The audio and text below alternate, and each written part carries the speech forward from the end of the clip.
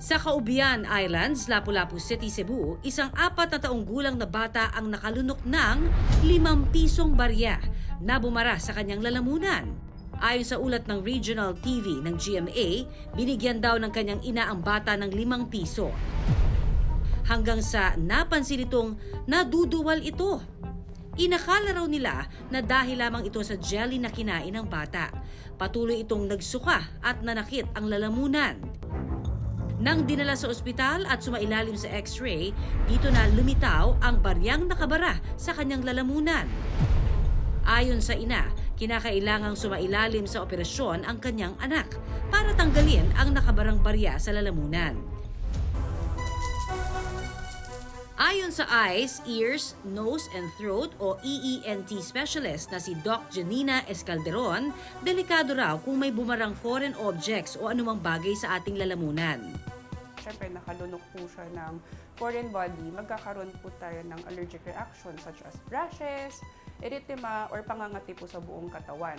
So, ingesting a coin, hindi naman siya ganun ka life-threatening. Not unless, siyempre, nandun po siya sa daanan ng hangin at hirap pong huminga yung pasyente. Ang kagandahan ng coin ngayon is, it's not made of nickel. So, nickel kasi is one of the substances na ayaw natin malunok kasi corrosive po ito. Pwede kasing makaramdam po yung pasyente ng chest pain, fever, or pagbilis ng paghinga. Kapag nangyari po yun, ibig sabihin po nun, one of the things na nalunok po ng pasyente ay medyo sharp or matulis. So baka po na-perforate na po ang esophagus at ang tawag po natin doon ay mediastinitis. So these are life-threatening condition and kailangan po talaga ma-admit yung pasyente. Pero ano nga ba ang dapat gawin kung aksidenteng makalunok ng barya? Pag hindi ako makahinga, siyempre diretso ka na sa ospital. Pero naalala ko yung pamangkin ko dati, nakalunok din ng ganon. Pinainom siya ng gatas, tapos saka sila dumiretso sa ospital. Subukan kumain ng saging. Solid kasi yun eh, baka madala. Baka maitulak pa pababa. Baka may dudumi. Pagka hindi makakuha sa saging, pupunta na ako ng doktor. Sigaw po ng Darna. Hindi, ano po, hihingi din po ng tulong. Tapos, papa-ospital. Hindi ng tulong, but if wala, siguro initial reaction is pipilitin kong maubo until maalis siya. Kung kaya lang naman. Siguro sir, patingin na kagad ako sa doktor. Kasi para malaman kung anong magiging sitwasyon doon sa loob. Kung anong pwedeng maging gawin. Para magabayan tayo sa ganitong aksidente, we got you! Ito ang pangunang lunas ayon mismo kay Doc. Una, suriin ang paghinga ng pasyente. Nakatutulong daw ito para malaman kung nasa ang parte ng lalamunan ang barya o ibang foreign body. Hirap po ba huminga? Kasi those signs will help us to know kung saan ba talaga nakalodge yung foreign body or yung barya po. Kasi kung pangit po ang hinga niya, katulad po ng may tunog, tawag po natin doon ay stridor, ibig sabihin po nasa daanan po ng hangin or ng airway. Kapag po naglalaway naman po ang pasyente, ibig sabihin po niyan most probably nandun po sa daanan po ng pagkain or tinatawag po nating esophagus. Mahalagang paalala, huwag daw pakainin o painumin ang pasyente kapag nakalunok ng mga foreign body para maiwasang umusog ito sa mga makikitid na bahagi ng katawan. Huwag po natin bibigyan ng anything na kakainin or iinumin kasi po this can push down the foreign body sa mas pangit po na lugar. So, intayin po natin na mag-stabilize yung pasyente. Huwag pong pahigain, paupuin lang po muna. Kung nakararanas ang pasyente ng paninikit ng dibdib, agad gawin ang Heimlich maneuver.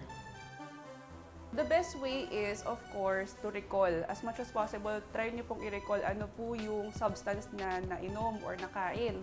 And then pangalawa po, first aid, yung Heimlich maneuver po, sa gitna po, and then papatungan niyo po nung kanang kamay po ninyo na nakadiretso lang. Tapos as the patient po yuko, and then magpupush po tayo na medyo mas malakas. So hanggang sa maging komportable po yung pasyente. Pero Doc, papaano kung nagkataong walang kasama ang pasyente? So kapag kayo naman po mismo ang nakaranas ng pag-choking at wala po kayong kasama, important, alam niyo po itong self-Heimlich maneuver. So kuha po kayo ng isang medyo malaking object sa harap po ninyo, lean towards it, and then push po. As in talagang naglalagay po kayo ng full effort po to really get the foreign object na ma-dislodge po palabas po sa bibig po natin. natin. So malakas po yun. Tapos yun po, kapag natanggal po yung object, okay na po tayo. At para sa mga baby na aksidenteng nakalunok, ito ang dapat ninyong tandaan, mga mommies and daddies.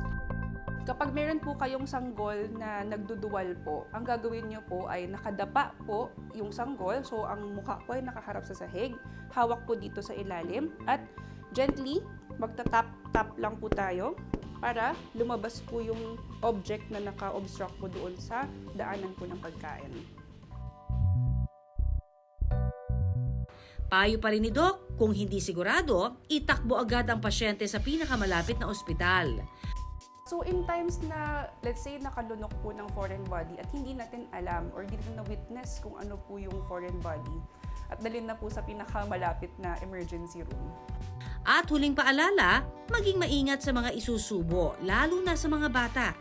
Make sure na lahat ng maliliit na substances ay hindi po readily accessible sa ating baby. Remember, yung airway ng ating baby ay kasing laki lang po ng isang daliri or ating pinky finger. So if you think that the substance is bigger than your pinky finger, huwag nyo na po siyang ibigay sa ating baby. Mahalaga ang maging maalam, mga kapuso, lalo na sa mga usaping kaligtasan at kalusugan. Alamin ang Pangunang Lunas para lagi tayong handa anumang oras.